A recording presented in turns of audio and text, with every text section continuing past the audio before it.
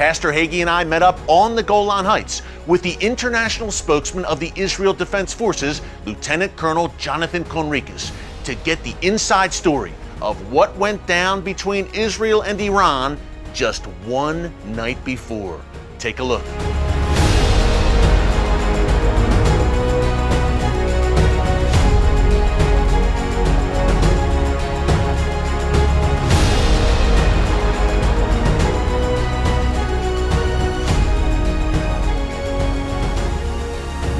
This has been going on for a few weeks now, kind of leading up to this moment where Iran struck directly in a hostile act against Israeli territory. Tell us about what went down here less than 24 hours ago.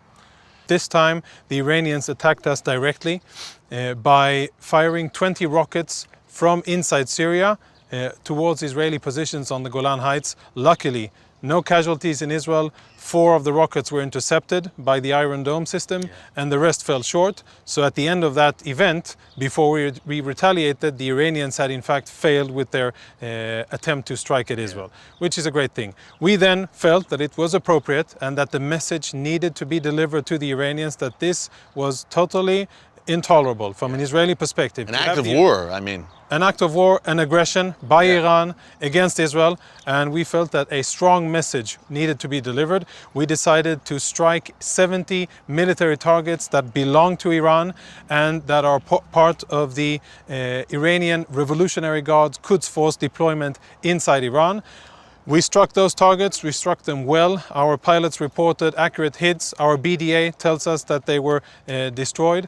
And I'm happy to say that our planes were able to deliver their payload, return back home safely, and without any casualties to Israel. This is keeping with the Iranian ideology. They're on the march across the region. They control 4 Arab capitals. They're opening a land corridor from Tehran all the way to the Mediterranean. So this was, as you said, Iran testing the waters, and then finally last night, and thankfully it was a failure, this Iranian attack. Yeah, it's important to say, Israel is not a warmongering state. We are here to defend ourselves. We are inside Israel, holding our own, minding our own business, and asking the question, what are Iranian forces looking for 1,000 miles from home? It cannot be that they're bringing about peace, and they're sure as not bringing about economic development or anything. Why are they building a military infrastructure right next door to Israel? Exactly, and they're clear about it. At least they're not lying about it. They're saying that they do that in order to be able to terrorize Israeli civilians and to be able to have the capability to strike Israel. We have been clear about the fact that we are not going to allow it.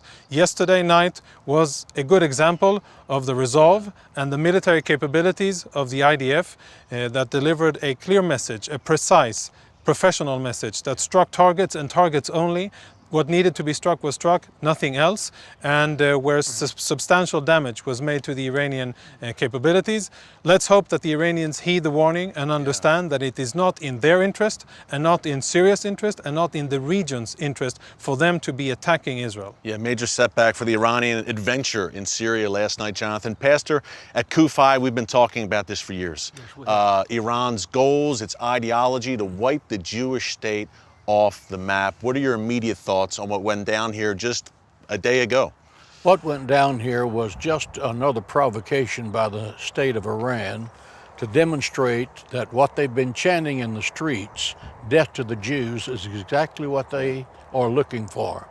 The American people need to focus in this time when we're talking about the significance of the Iran deal, that our president has made a bold and decisive decision that very dramatically helped the state of Israel, and it's going to save lots of Jewish lives.